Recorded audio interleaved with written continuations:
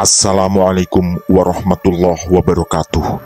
Selamat jumpa kembali sahabat-sahabat viewer dan subscriber channel Tita Misteri. Kali ini kami akan membawakan sebuah kisah misteri dengan judul Kisah Angker Penghuni Pohon Tua. Selamat mengikuti.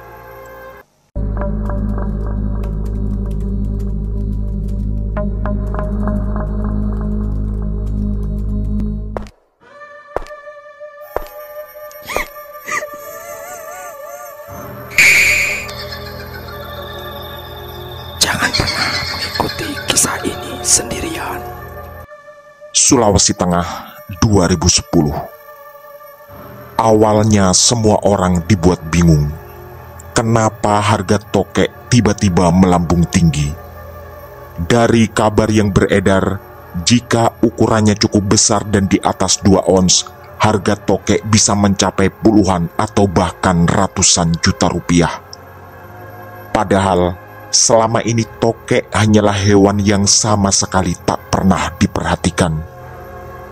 Di sebuah desa di pulau yang terpisah dari daratan utama Sulawesi, tadi siang Amran dan Victor sudah janjian bahwa nanti malam mereka berdua akan menangkap tokek yang kerap terdengar berbunyi di sebuah pohon besar dekat tower. "Jam 12:30 malam tunggu depan rumahmu ya," ucap Amran yang langsung disetujui oleh Victor. Mereka berdua adalah remaja semi pengangguran yang biasanya menghabiskan waktu dengan memancing atau berburu mencari burung. Walau agak penakut, Victor paham kenapa Amran memilih waktu selarut itu. Pertama, sejak jam 12 malam listrik telah padam. Kebetulan di desa itu warga menggunakan penerangan dengan listrik desa yang hanya beroperasi dari jam 6 sore sampai jam 12 malam. Sehingga selepas jam 12 malam suasana akan lebih tenang karena biasanya tak ada lagi orang yang melintas. Hanya saja Victor sempat protes ketika Amran mengeluarkan ide itu pertama kalinya 2 hari yang lalu. Karena di pohon besar yang dimaksud oleh Amran dari dulu terkenal angker dan pernah menjadi tempat orang bermain jailangkung untuk mencari angka ketika rame-ramenya judi togel. Tapi Amran mengaku semuanya tak jadi masalah. Dan lagi, di atas pohon itu memang seringkali terdengar suara tokek yang menurutnya berukuran besar. "Seringkali bunyi di sana. Biasa kalau saya lewat jam 8 atau 9 malam. Kalau dari suaranya, saya yakin tokek di sana besar. Kita bisa kaya," ucap Amran dengan wajah berapi-api dan penuh semangat kala itu. Singkat cerita, Amran pun duduk sendiri di ruang tamunya menjelang jam 12 malam. Rokok, senter dan kayu panjang telah dipersiapkan untuk mencari tokek malam ini. Tak lupa, jaket hitam tebal satu-satunya miliknya juga telah dipakai. Begitu listrik padam jam 12:03, Amran pun melangkah keluar dari rumahnya setelah menutup pintu. Jalurnya jelas, menjemput Victor yang rumahnya berjarak sekitar 300 meter, lalu lanjut ke pohon besar sekitar 500 meter dari rumah Victor di ujung kampung. Dari kejauhan, terlihat Victor telah menunggu di kursi panjang depan rumahnya sambil merokok. Amran tak mengucapkan apapun, hanya memberi isyarat dengan tangan agar mereka berdua segera berangkat. Suasana tentu sudah sangat sepi. Tak ada satupun orang yang melintas di jalan. Tak lama setelah bersama-sama berjalan kaki, mereka sampai di tower Telkomsel yang kebetulan berdekatan dengan pohon tua besar yang jadi sasaran. Amran mematikan senternya, dan lalu duduk di atas tanah sambil mengeluarkan rokok dan korek. Kemudian dia membakar rokok yang entah sudah batang keberapa malam itu. Detik demi detik mereka berdua lalui dengan sama-sama menghisap rokok. Tak ada yang bersuara karena suasana memang harus sunyi agar si tokek sasaran mau berbunyi. Setelah sekitar 5 menit, yang Amran tunggu pun datang juga. Suara tokek terdengar sangat dekat, jelas dan nyaring.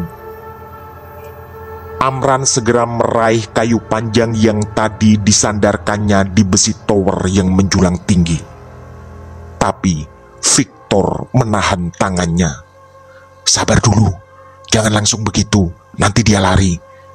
Biarkan dia berbunyi sampai habis. Yang penting amati di mana posisinya." Karena alasan Victor masuk akal, Amran pun menuruti.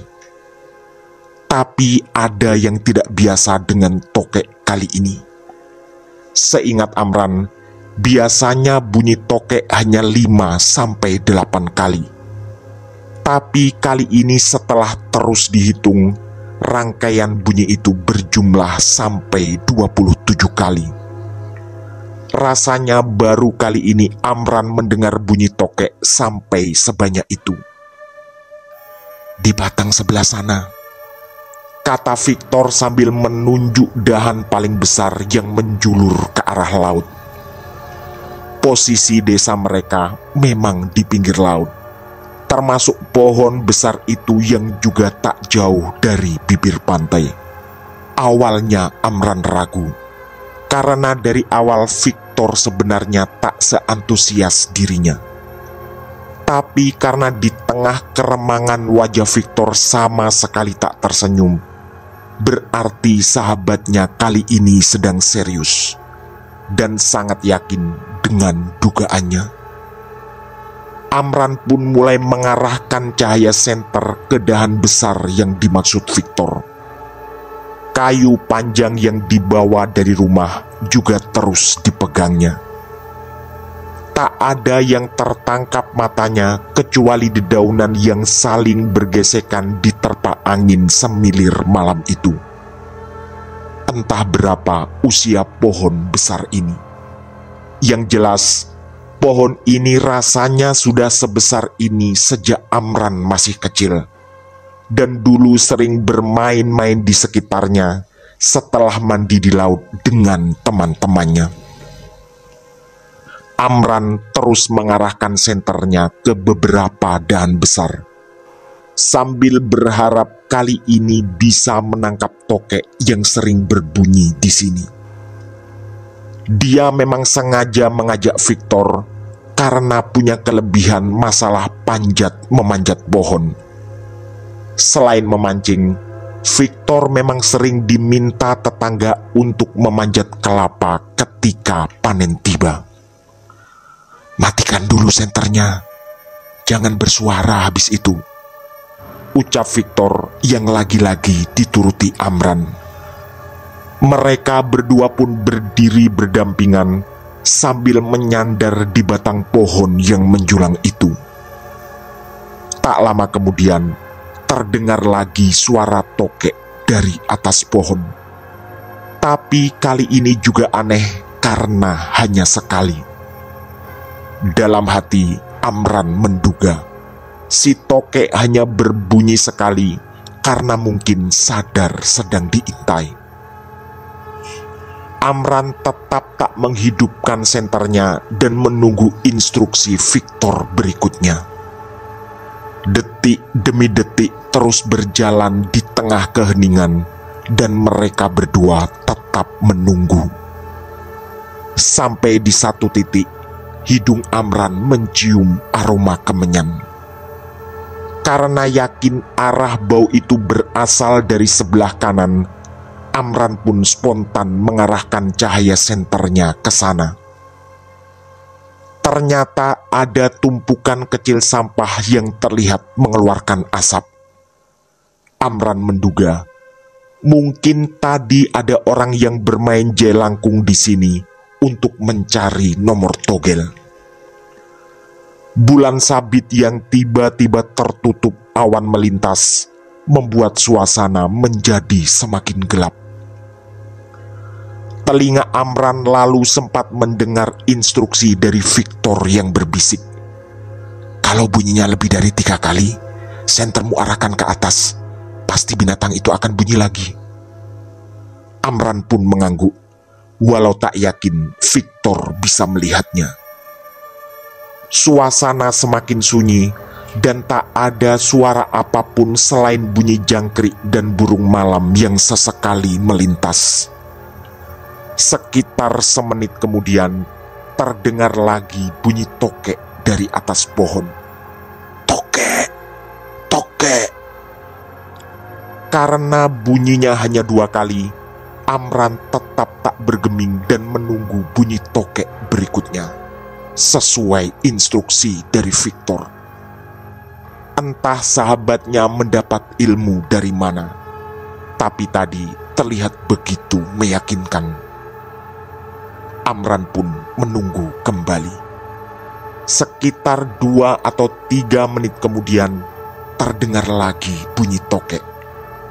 Dan karena bunyinya sudah 4 kali, Amran pun langsung menghidupkan senternya dan mengarahkan ke sebuah dahan besar di atas yang diyakini sebagai sumber suara. Disinilah Amran sangat terkejut. Karena di atas dahan itu, Victor ada di sana sambil memberi isyarat dengan telunjuk agar Amran tak bersuara. Sempat hening sesaat, tapi Amran tetap menyalakan senternya. Setelah terdengar bunyi tokek lagi, Victor terlihat merayap perlahan di atas dahan itu. Harapan Amran semakin kuat. Kali ini tokek besar akan berhasil ditangkap. Otaknya bahkan sempat berpikir, jika nanti tokek terjual, Victor harus mendapat bagian lebih besar, karena dialah yang memanjat setinggi itu. Tapi ketika suasana sedang tegang, tiba-tiba Amran mendengar instruksi dari samping. Matikan senternya. Spontan, Amran pun mengikuti perintah itu dan segera mematikan senternya. Dalam sepersekian detik, otak Amran lalu bekerja. Muncullah pertanyaan penting di pikirannya. Kenapa suara perintah itu muncul dari sebelah, padahal Victor sedang ada di atas pohon? Saat itulah Amran merasa bulu kuduknya tiba-tiba merinding. Tak punya banyak waktu berpikir, Amran pun spontan berlari. Kali ini otaknya tak mampu lagi berpikir jernih dan dia berlari sekuat tenaga menjauh dari sana.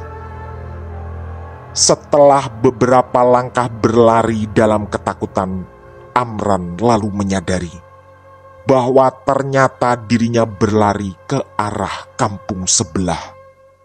Artinya, dia telah salah jalan. Dia juga tak mampu lagi memikirkan bagaimana nasib Victor di atas pohon. Setelah berhenti dan mengatur nafas, senter diarahkannya lagi ke arah pohon tadi. Disinilah kejutan yang lebih besar terjadi. Terlihat bayangan hitam besar yang mendekat ke arahnya.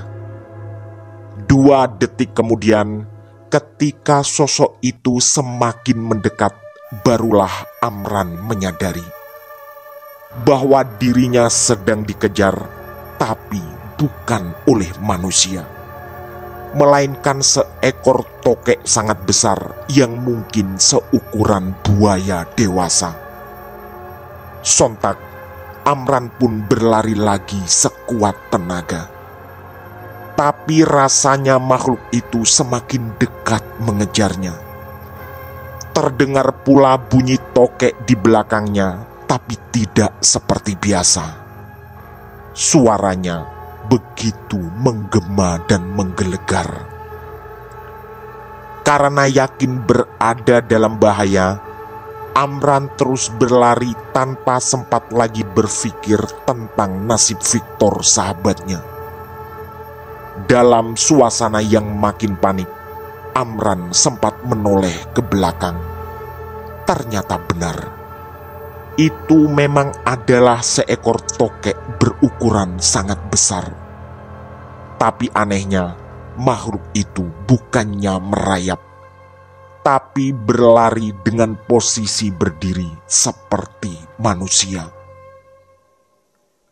Gerimis tiba-tiba turun dan Amran makin ketakutan. Apalagi setelah entah kenapa senternya tiba-tiba mati. Dia hampir tak bisa melihat apa-apa lagi, tapi naluri menuntunnya untuk terus berlari. Sampai akhirnya, ketika berlari dengan kecepatan penuh itulah, Amran menabrak sesuatu yang entah itu apa. Amran terjatuh, lalu samar-samar matanya menangkap seorang laki-laki dewasa yang baru saja ditabraknya. Dan belum sempat mengenali siapa laki-laki ini, Amran pun jatuh pingsan. Sayup-sayup, telinga Amran mendengar suara orang bercakap-cakap. Begitu membuka mata, ternyata dia berada di sebuah ruang tamu.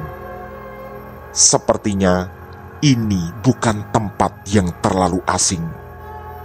Setelah berhasil mengumpulkan segenap kesadaran, Amran baru bisa mengingat.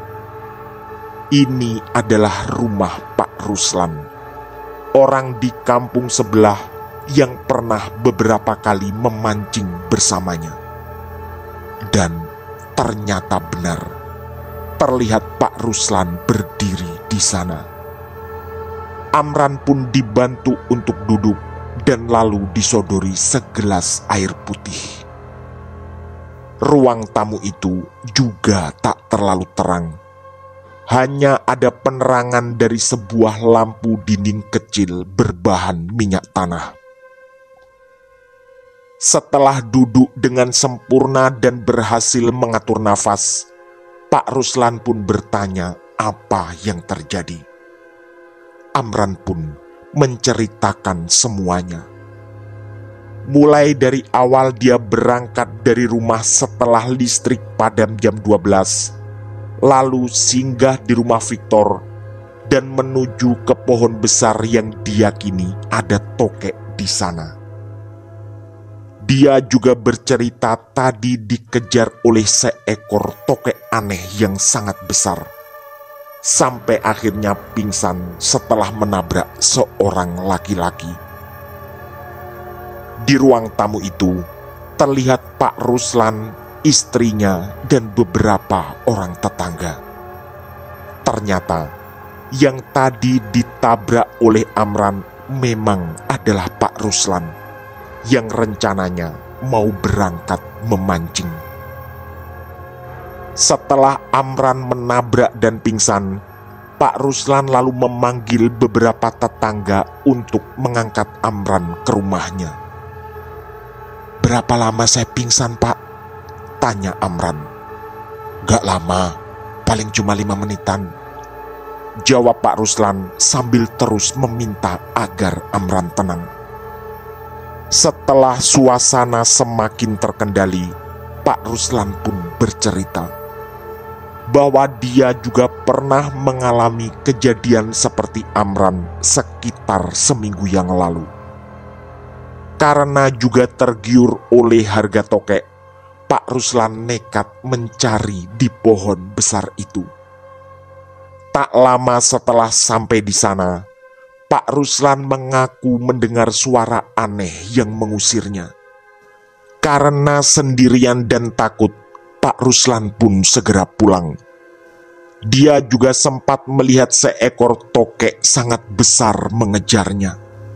Untungnya, Tokek itu menghilang setelah Pak Ruslan sampai di perkampungan. Pak Ruslan juga bercerita bahwa konon dulu ketika zaman Belanda pernah ditemukan mayat di bawah pohon besar itu. Cerita itu didapatkan Pak Ruslan dari almarhum kakeknya. Dan sejak saat itu, pohon besar itu terkenal angker. Dan memang beberapa kali orang bermain jelangkung di sana untuk mencari nomor togel. Ekor mata Amran sempat melirik jam dinding di ruang tamu. Sudah hampir jam 2 dini hari. Disitulah dia baru teringat tentang Victor, yang tadi posisi terakhirnya ada di atas dahan pohon besar itu. Akhirnya, Amran memelas minta tolong pada Pak Ruslan untuk bersama-sama ke sana. Pak Ruslan pun mengiyakan dan siap membantu. Akhirnya, mereka berlima pun berangkat. Amran, Pak Ruslan, dan 3 orang tetangga yang masing-masing membawa senter. Sesampai di pohon besar itu, semua memanggil-manggil Victor. Tapi tak ada jawaban sama sekali. Amran tentu merasa sangat bersalah dan khawatir terjadi apa-apa pada sahabatnya. Setelah sekitar 2 menit tak ada hasil, Pak Ruslan lalu mengusulkan mereka semua mencari ke rumah Victor. Dengan harapan, tadi dia sudah pulang ketika Amran berlari tak tentu arah. Beberapa saat kemudian, sampailah mereka di depan rumah Victor yang tertutup. Amran mengetuk-ngetuk pintu sambil memanggil sahabatnya itu. Tak lama kemudian, muncullah Victor membuka pintu. Sambil menggosok-gosokkan matanya, Victor menguap.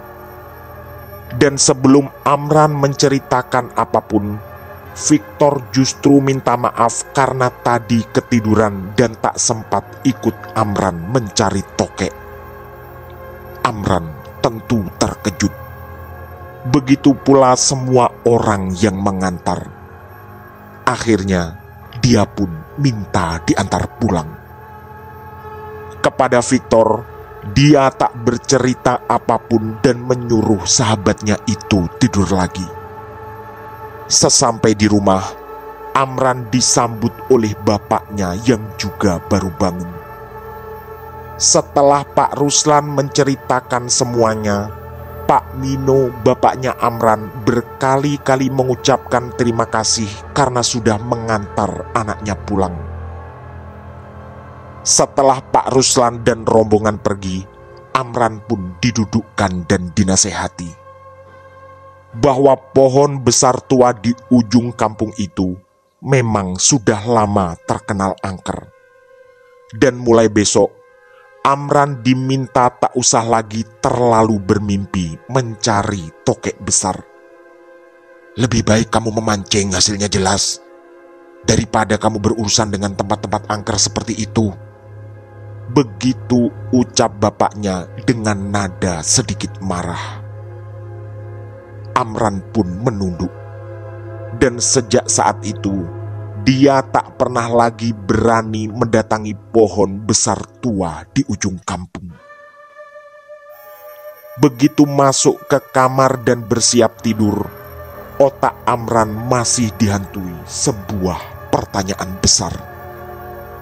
Siapa yang tadi menemaninya dan bahkan sampai memanjat ke atas pohon besar itu? Tamat.